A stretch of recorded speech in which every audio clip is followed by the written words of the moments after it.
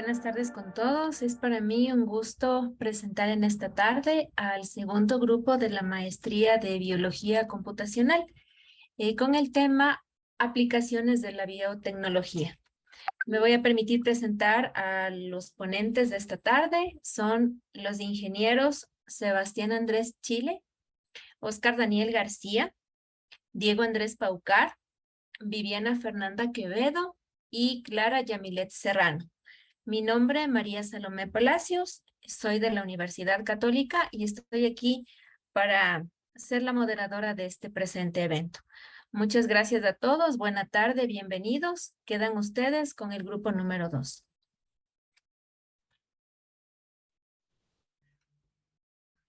Y muchísimas gracias, Salomé. Buenas tardes a todos los presentes. Gracias por participar esta tarde. Nosotros, el Grupo 2, vamos a hablar sobre los principios y aplicaciones de la biotecnología. Bueno, primeramente para poder hablar de la biotecnología, debemos relacionarla primeramente con bases generales de la biología molecular. ¿Por qué? Porque la biología molecular es una ciencia cuyo objetivo fundamental es la comprensión de todos aquellos procesos celulares que contribuyen a que la información genética se transfiera de unos individuos a otros y se exprese de manera correcta en los individuos. Este conocimiento de la biología molecular nos ha permitido cruzar las barreras normales y naturales, por decirlo así, y colocar genes de un individuo en otro llamado hospedero, por ejemplo, utilizando técnicas de ingeniería genética. Hoy en día, la construcción de organismos genéticamente modificados, bacterias, plantas, se basa en el uso de técnicas básicas y modernas de biología molecular. Entonces, ¿por qué comenzar con la biología molecular? Porque el conocimiento de la estructura del ADN, de la estructura del ARN, de la secuencia de aminoácidos de las proteínas, los procesos de replicación, de transcripción, de traducción, procesos de modificación post-traduccionales para estas proteínas sintetizadas y la regulación genética han sido la base para la expresión de características o fenotipos particulares de cualquier organismo. Entonces, si hablamos de biología molecular, tenemos que comenzar también recordando a los ácidos nucleicos. ¿Qué son los ácidos nucleicos? Los ácidos nucleicos son macromoléculas de suma importancia biológica. Tenemos dos tipos de ácidos nucleicos, el ADN y el ARN.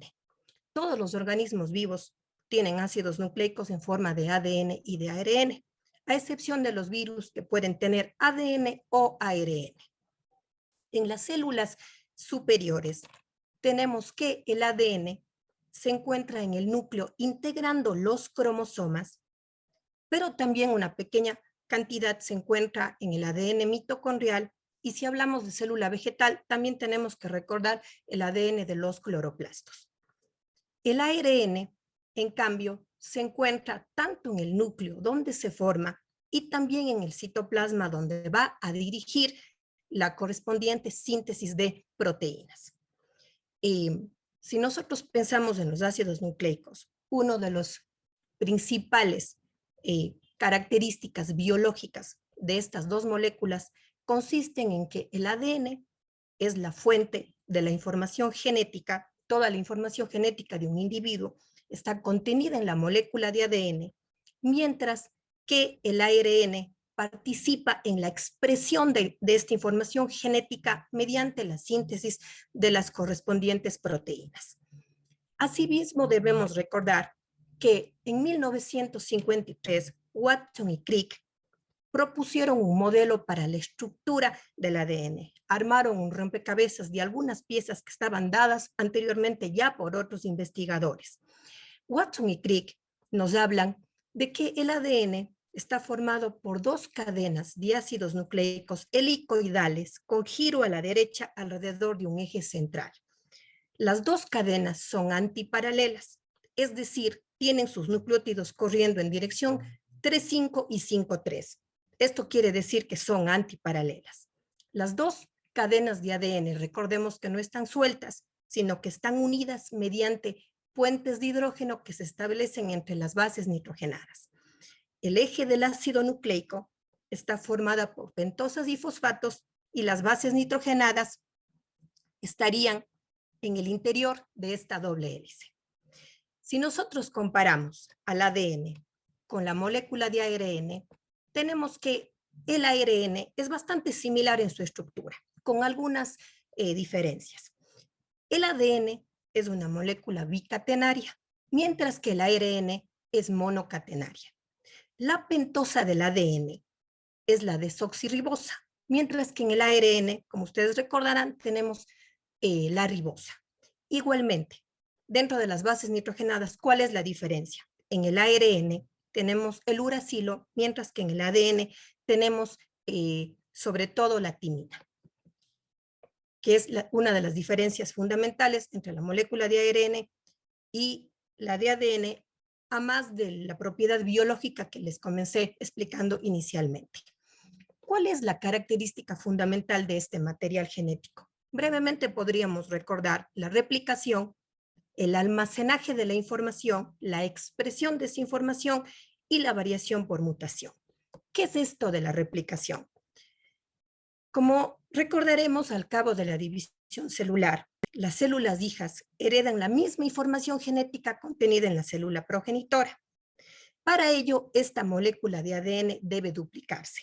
Es decir, cada molécula de ADN va a dar origen a 2 dobles hélices de ADN, ¿sí? Para ser repartida de manera equitativa entre las células hijas. Esta duplicación, gracias a la cual el ADN se propaga a las células hijas de generación en generación, recibe el nombre de replicación. Otra característica fundamental del material genético, como había mencionado, pues es la fuente de toda la información genética de los individuos. Pero lo importante es que esta información genética puede expresarse o no. ¿Y cómo se expresa? Los genes son los encargados de expresarse mediante la producción de proteínas que codifican los rasgos físicos, químicos y funcionales de los individuos. Y por último, no debemos olvidar de la variación por mutación, que ha sido fundamental, entre otras cosas, para los procesos básicos de la evolución.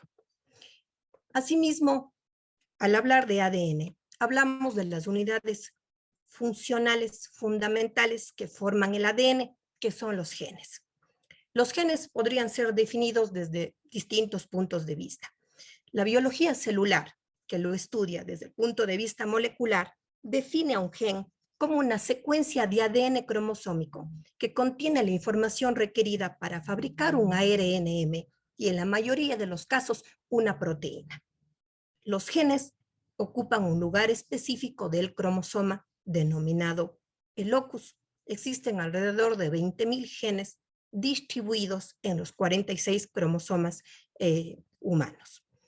Asimismo, si nosotros hablamos que en el núcleo se encuentra la información genética en la molécula de ADN, debemos también recordar que en el citoplasma es en donde se va a dar la síntesis de proteínas. O sea, tiene que haber una transferencia de información genética del núcleo al citoplasma.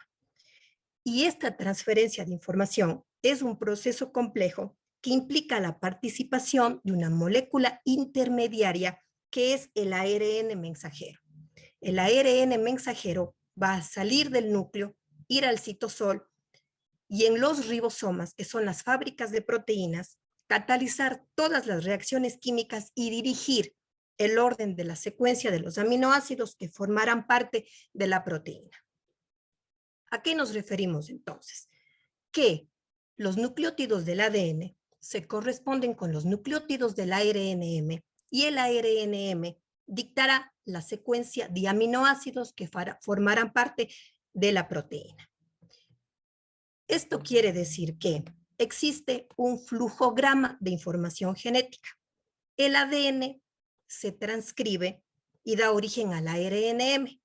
El ARNM se traduce y da origen a las proteínas correspondientes. Si nosotros vemos todo este flujograma de información genética, el ADN se transcribe, el ARNM se traduce, y da origen a las proteínas, estamos hablando de la base de la biología molecular, que es el dogma central, sí, en el cual están implícitos todos estos procesos que acabamos de describir. Sí, finalmente, luego de esta pequeña introducción, podemos decir que tenemos que recordar siempre que los nucleótidos del ADN se corresponden con los nucleótidos del ARNM y en el caso del ARN en general, pero en caso del ARN mensajero, es el que mediante toda una serie y reacciones dará origen mediante el proceso de traducción a las nuevas proteínas.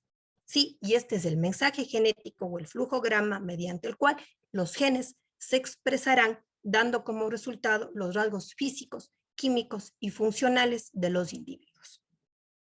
Con todas estas bases y recordatorio de los puntos más importantes de la biología molecular, vamos ahora sí a entrar al estudio de lo que corresponde a la biotecnología, sus aplicaciones y su importancia. A continuación, mi compañero Diego continuará con la exposición. Muchas gracias. Gracias, Clara, y muy buenas noches a todos los presentes. A ver, voy a compartir mi pantalla. Ya, entonces ya entrando un poco en materia, vamos a empezar a hablar ya de lo que es en sí la biotecnología, ¿no? Entonces, la biotecnología como concepto fue primera vez nombrada por Carl Eckery en 1919. Él lo que mencionó es que la biotecnología son todas aquellas metodologías de trabajo mediante las cuales uno puede tomar organismos vivos como materia prima para convertirlos en productos útiles. Él era un ingeniero agrónomo húngaro, entonces él tenía todo un sistema para maximizar la producción eh, era una granja de cerdos para producción de carne, de grasa, etcétera. Entonces, básicamente industrializó la metodología a gran escala. Em, ya hablando un poco más modernamente, ya tomando en cuenta lo que es la ciencia, es fácil un poco suponer, ¿no?, de dónde viene la palabra biotecnología. Es la fusión de biología con tecnología. Y en realidad no solo es la biología, ¿no? Si ustedes ven aquí, la biotecnología es una disciplina realmente que abarca muchas otras áreas, muchas otras ciencias, tales como la bioquímica, ¿no?, la biología molecular, la química pura, la biología que abarca igual muchas otras ramas como la botánica, la zoología, la ecología, la biología celular, el estudio en sí de las células, la genética, ¿no?, lo que les mencionó mi compañera Clara de el ADN, los ácidos nucleicos, la herencia, todo lo que es inmunología, cómo responde el organismo a los patógenos de las enfermedades, microbiología, que es ya en sí el estudio de los microbios, ¿no?, de los virus, bacterias, hongos, etcétera. Entonces, como ven, realmente uno puede acercarse a la biotecnología desde cualquiera de estas áreas. No es que uno, al ser biotecnólogo, va a ser un experto en todo esto, ¿no? Uno puede, desde su rincón de especialidad, acercarse, y realmente los equipos de biotecnología son equipos multidisciplinarios. Aquí tampoco está mencionado, pero algo que ahora está muy en boga y muy en desarrollo también es lo que es la bioinformática, ¿no? Todo lo que es las ciencias computacionales ahora son un apoyo para todo tipo de disciplinas, y incluido la biotecnología. Eh, entonces, como hay tantas áreas a las que se puede aplicar la biotecnología, eh, se ha hecho una clasificación basada en colores, que podemos ver aquí un resumen. Esto es una categoría bastante aceptada. Incluye también algunas categorías adicionales un poco más recientes, pero por ejemplo vamos a ver brevemente cuáles son, ¿no? Por ejemplo, la biotecnología roja se refiere a todos los ámbitos de aplicación que tienen que ver con salud y medicina, como terapias génicas, desarrollo de nuevos medicamentos a través de microorganismos. La rosada está un poco relacionada a la roja, pero tiene más que ver con cosas que no son tanto de medicina, sino un poco de ocio o de bienestar, como por ejemplo hay probióticos antirresaca, ¿no? Ahí te tomas una pastillita que viene con unas bacterias que te metabolizan el alcohol, entonces te ahorras el chuchaqui.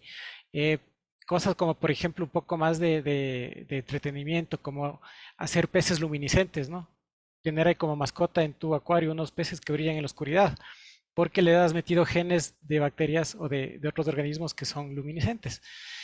La biotecnología verde, en cambio, tiene que ver con todo lo que son cultivos y agricultura, ¿no? El desarrollo eh, de plantas, de cultivos que sean resistentes a plagas, por ejemplo. Aquí también está todo esto que tiene que ver con los transgénicos. Eh, la biotecnología blanca, que tiene que ver con todo lo que es la industria y manufactura. Por ejemplo, biopolímeros, crear materiales a partir de compuestos orgánicos, como son estos bioplásticos, que son compuestos que simulan a los plásticos, pero que son biodegradables, o los biocombustibles, ¿no? Hay microorganismos que pueden producir sustancias que son utilizadas como combustibles. La biotecnología gris, en cambio, tiene que ver con todo lo que es el cuidado y la mejora del medio ambiente.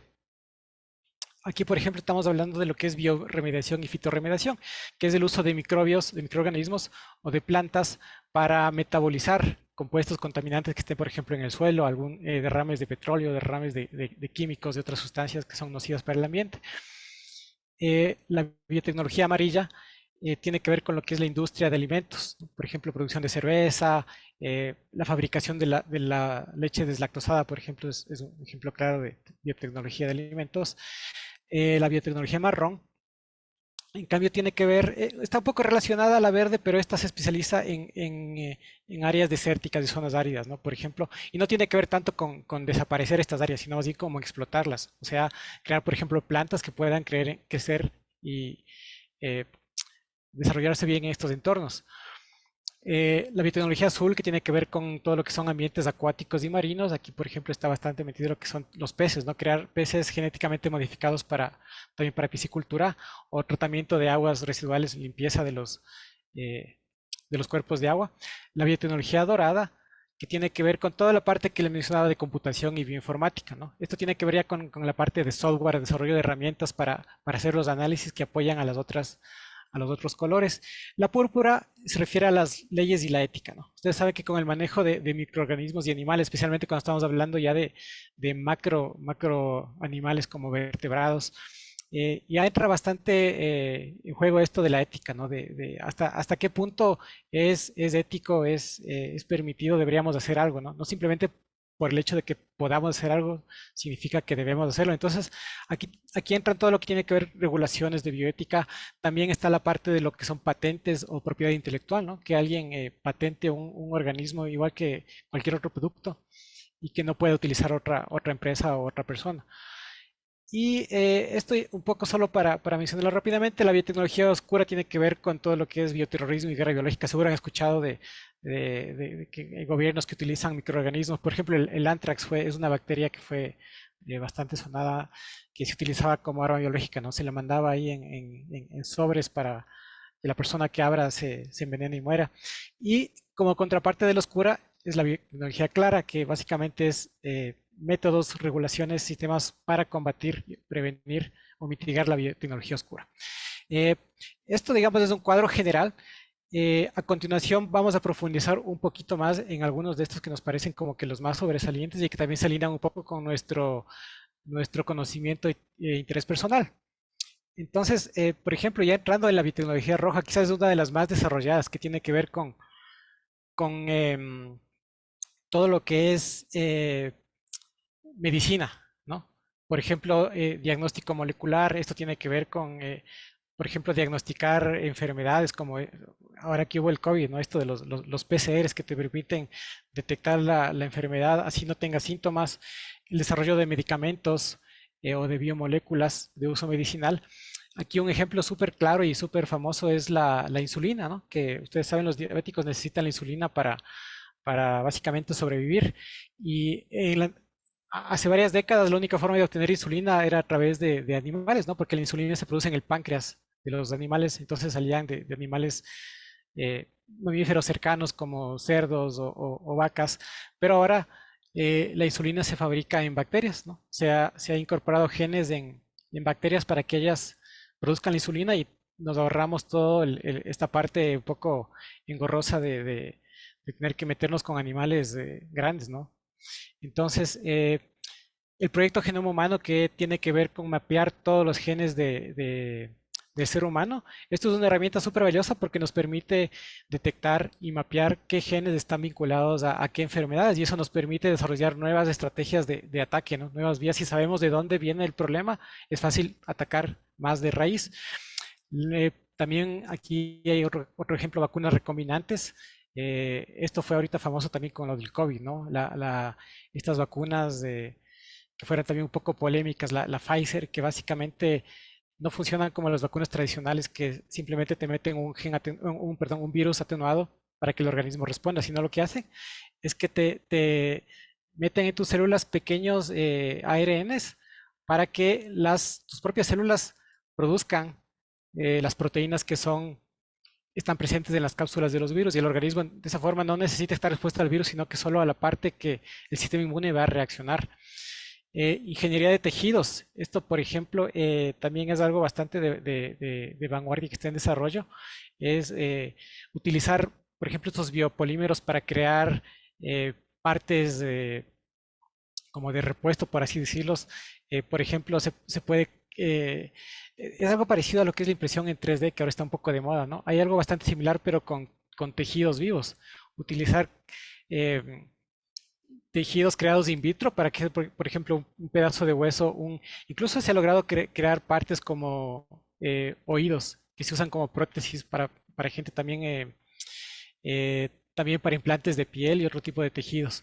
A futuro, una de las metas es poder llegar a crear órganos internos. Por ejemplo, imagínense imprimir un corazón con tejido vivo, y nos evitaremos todo este problema que existe ahora de la donación de órganos, ¿no? Imagínense, tú mismo das tus propias células como donador, y con eso multiplican en una cajita Petri, y luego con eso generan un órgano.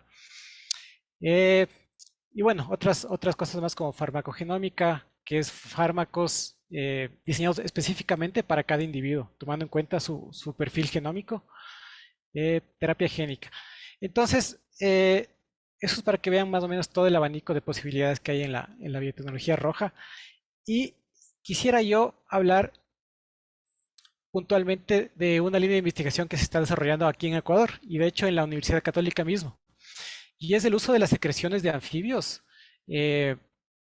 como potencial para combatir tanto enfermedades como células cancerígenas o otro tipo de patógenos.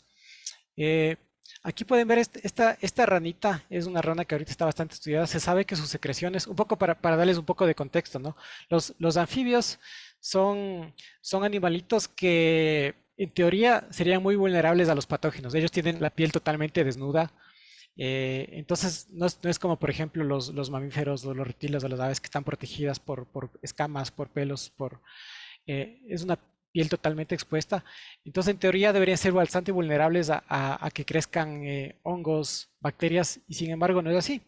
Y esto es justamente porque estos animalitos, a lo largo de toda su evolución de millones de años, han ido desarrollando evolutivamente sustancias de su piel para evitar que crezcan estos patógenos. Entonces, ¿eso qué nos da a entender? Que básicamente en su piel tienes todo un potencial inmenso para encontrar antimicrobianos, ¿no? O sea, sustancias que combatan bacterias, que combatan hongos, que combatan virus. Y eso es algo que ya se ha logrado demostrar. Entonces aquí ustedes ven varias publicaciones. Estos de acá son algunos parásitos de enfermedades tropicales: malaria, chagas, leishmaniasis. También se probaron células cancerígenas de leucemia, de melanoma. Esto ahorita aún está en fase de laboratorio, ¿no? Se ha hecho en in vitro únicamente estos ensayos. Entonces lo que se hace es extraer justamente las secreciones. Y aquí quisiera mencionar a Miriam Rivera. Ella es una investigadora asociada de la PUCE. Hasta hace poco era docente, recién se jubiló, pero ella ha sido la que lideró esta investigación hace más de una década.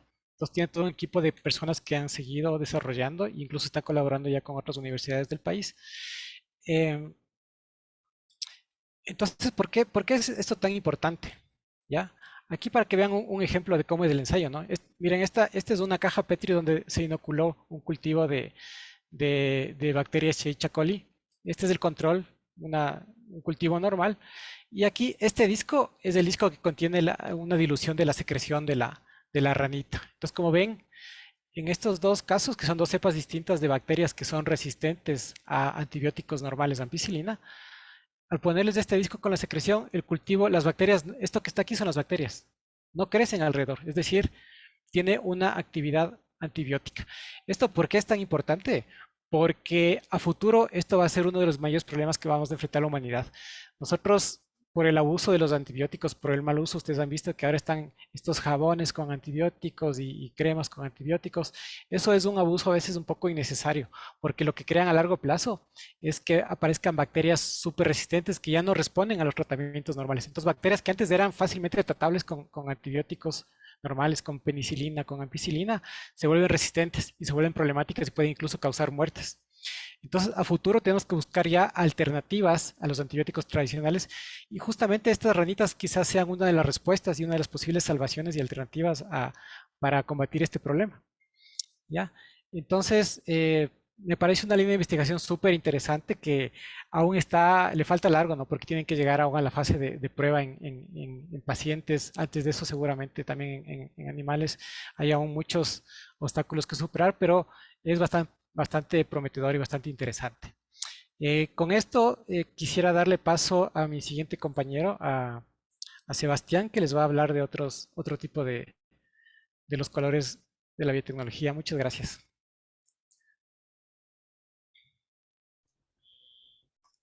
Muy buenas noches con todos. Gracias, Diego, por tu presentación. A ver, les voy a compartir pantalla. Yo les voy a hablar un poco acerca de la biotecnología amarilla para no, en honor al tiempo, no demorarme mucho. Como ya lo mencionó Diego, es la que se enfoca en la investigación y en desarrollo de nuevos alimentos, en mejorar su producción, en todo lo que tiene que ver igual con la resistencia a plagas y la inocuidad de los mismos, así como la calidad y el procesamiento. Entonces, de igual manera les voy a presentar un ejemplo que me pareció muy interesante, que es de un científico de igual manera de la PUCE, que se llama Javier Carvajal. Lo que hizo este científico fue que revivió prácticamente una levadura que utilizaban los frailes franciscanos en Quito, por allá en el año de 1566, para hacer una de las primeras cervezas a nivel de América Latina. Entonces, él lo que hizo fue coger una barrica donde fermentaban los frailes su cerveza y de una astilla, pues logró encontrar una levadura momificada. Prácticamente lo que hizo fue resucitarla, algo así como una levadura zombie. Utilizó andamios celulares de otras levaduras, es decir, hizo una levadura transgénica. Y de esta manera, luego pues optó por investigar igual qué otros ingredientes tenían la cerveza que hacían los frailes franciscanos en ese entonces, y así volvió a revivir no solo la levadura, sino volvió a revivir el sabor de esa cerveza de antaño. Eso, le doy paso a mi siguiente compañero. Muchas gracias. Buenas noches con todos. Gracias, Sebastián. Siguiendo con el tema, el color dorado. Un momentito, déjenme poner aquí, minimizar, ¿ya? El color dorado apoya a los otros colores de la biotecnología, como mencionó Diego. Bueno, el principal objetivo de la biotecnología dorada es usar herramientas computacionales, tales como bases de datos de ADN, diseño de genes, metagenómica, secuenciación de genomas, simulación biológica, modelamiento de proteínas, análisis de datos, de genética, entre otros, con el fin de analizar datos experimentales o simular procesos biológicos. Bueno, la biotecnología dorada usa herramientas computacionales e información tecnológica para explicar el contenido, organización y evolución de los genomas de diferentes organismos, tales como los microorganismos, plantas y animales, Además, se encarga de comprender la expresión y función de los genes y de las proteínas que codifican.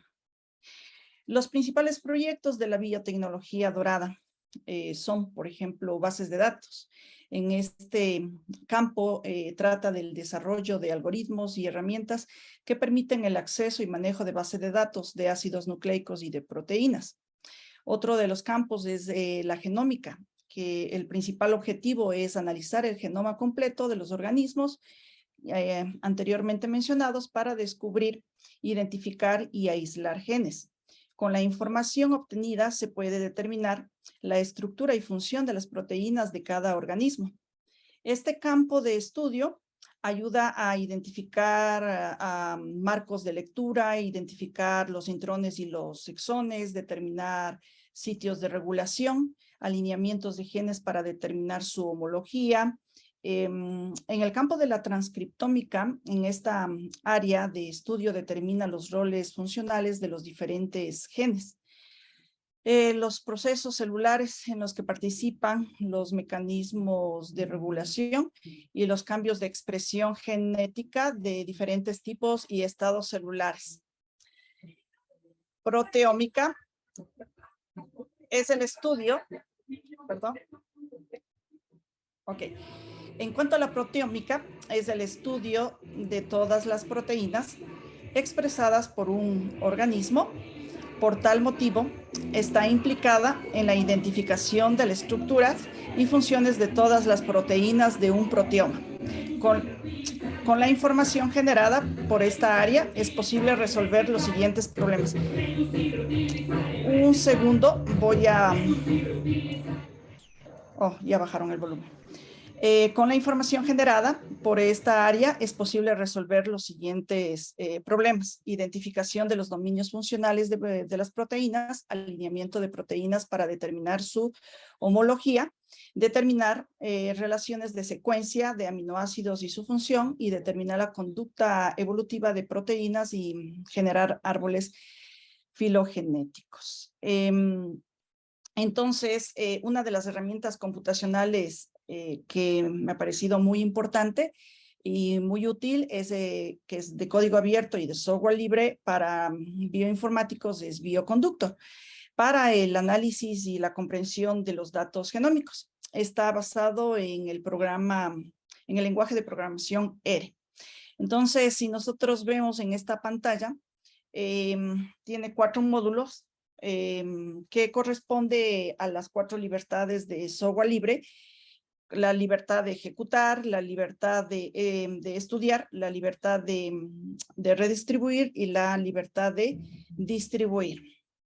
En cuanto a el primer módulo que tenemos, la instalación, trata de instalar versiones más recientes o versiones anteriores de Bioconductor y los pasos a seguir para la instalación: actualización de paquetes, solución a problemas de instalaciones de paquetes, entre otros. En el segundo módulo de la derecha nos permite aprender a través de cursos, de sitios de soportes, flujos de trabajos comunes, de videos, blogs de comunidades de bioconductores, etc. En el módulo de abajo, al lado izquierdo, nos permite usar paquetes de software, anotaciones y experimentos, libros sobre bioconductores, calendarios de eventos, etc. Y el último módulo de la derecha, el desarrollar para contribuir con la comunidad de Bioconductor, recursos para desarrolladores, pautas del paquete, envío de nuevo paquete, etc., ¿no? Aquí lo importante es usar los paquetes de software, de anotaciones y experimentos que pueden ser reutilizados para los proyectos en este campo, ¿no? Entonces, los tipos de paquetes que nosotros podemos encontrar en Bioconductor es de software, de anotaciones, de datos de experimentación y de flujo de trabajos. Entonces, en cuanto al de software, es el principal tipo de paquetes hechos por la comunidad, ¿no? En cuanto a las anotaciones, facilita la interactividad con la base de datos genómica.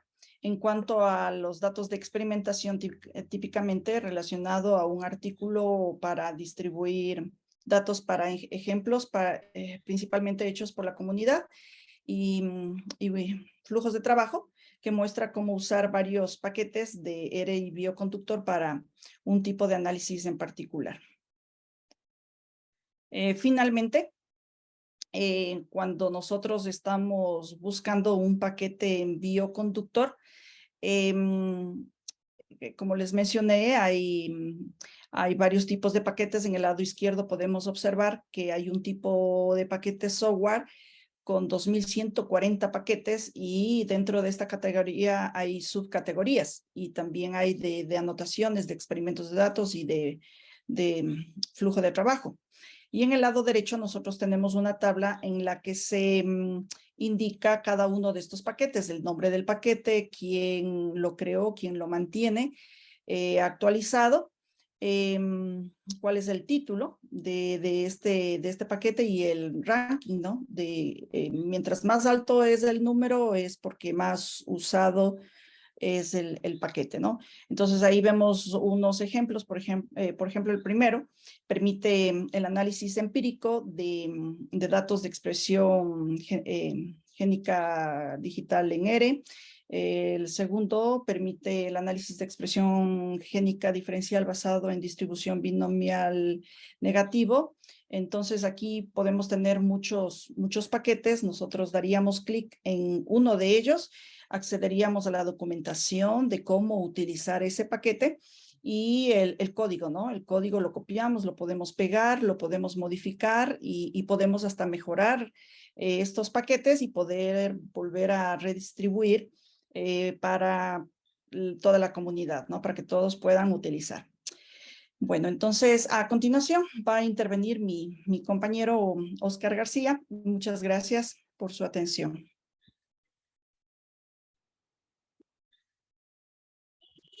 Muchas gracias, Viviana. Buenas noches con todos. Gracias por continuar con nuestra charla. Voy a compartir la pantalla.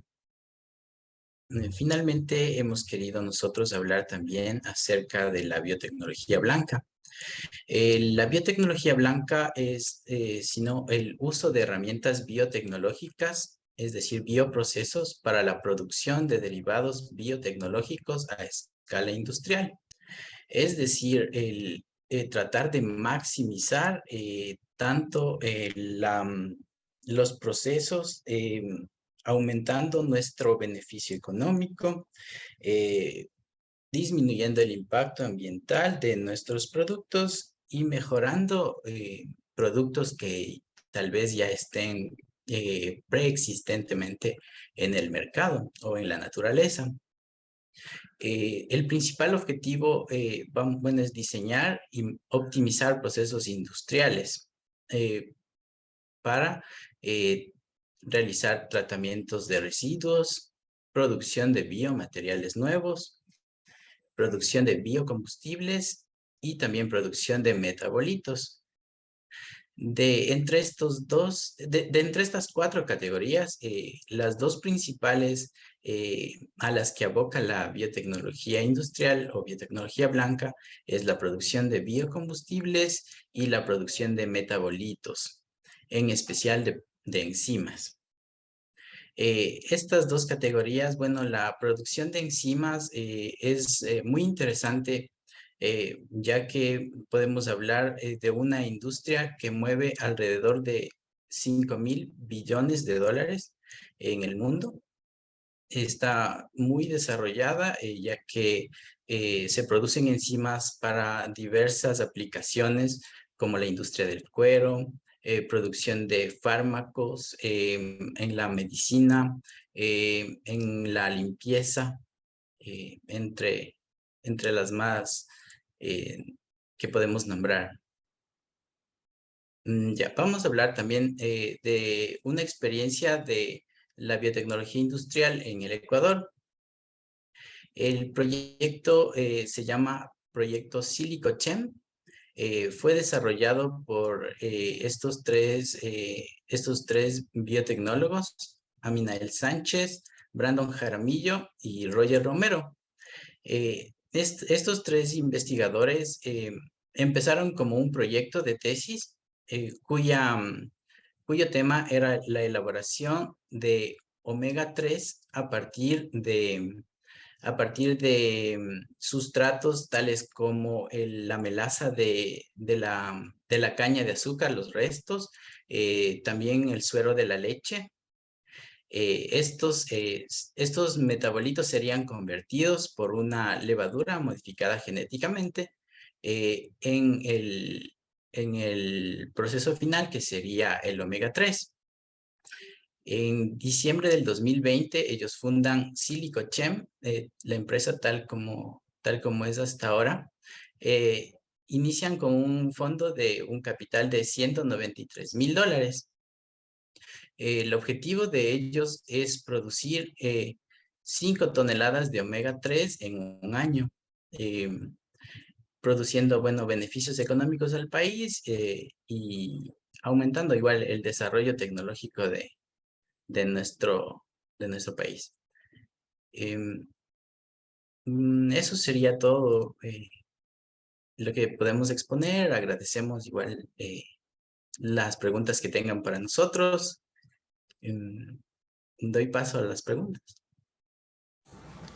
Sí, muchas gracias, Oscar, por su intervención y a todos también. Felicitaciones. Ha sido un tema bastante interesante. Vamos a dar paso para las preguntas de los participantes. ¿Es posible, por favor, levanten la mano o hacemos la pregunta por medio del chat? Vamos a tener 10 minutitos a lo mucho en honor al tiempo. Bueno, al parecer no tenemos preguntas. No sé si ustedes, quienes fueron los expositores, quisieran acotar algo más para poder cerrar el tema ya.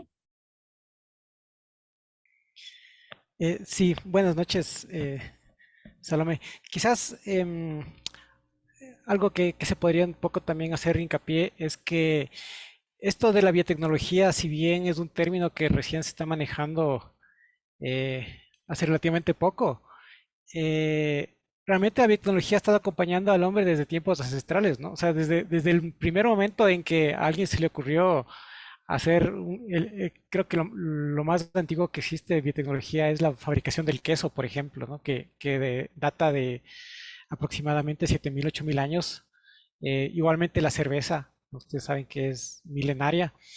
Entonces, aunque aún el hombre no tenía el conocimiento científico, no sabía las bases, no sabía que había microorganismos o enzimas o moléculas, pero un poco de manera empírica ya empezó a utilizar ciertas tecnologías que básicamente es lo que ahora conocemos como biotecnología, ¿no? Entonces realmente es una disciplina prácticamente ancestral, ¿no?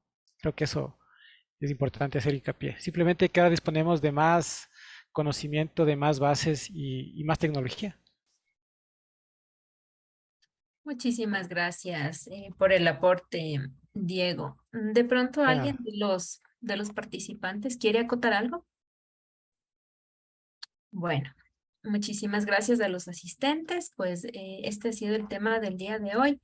Hemos terminado con el grupo número 2, con el tema aplicaciones de la biotecnología. Les esperamos para el siguiente grupo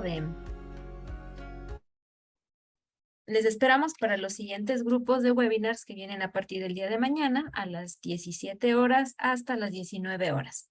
Muchísimas gracias a todos por la atención. Que tengan una buena noche.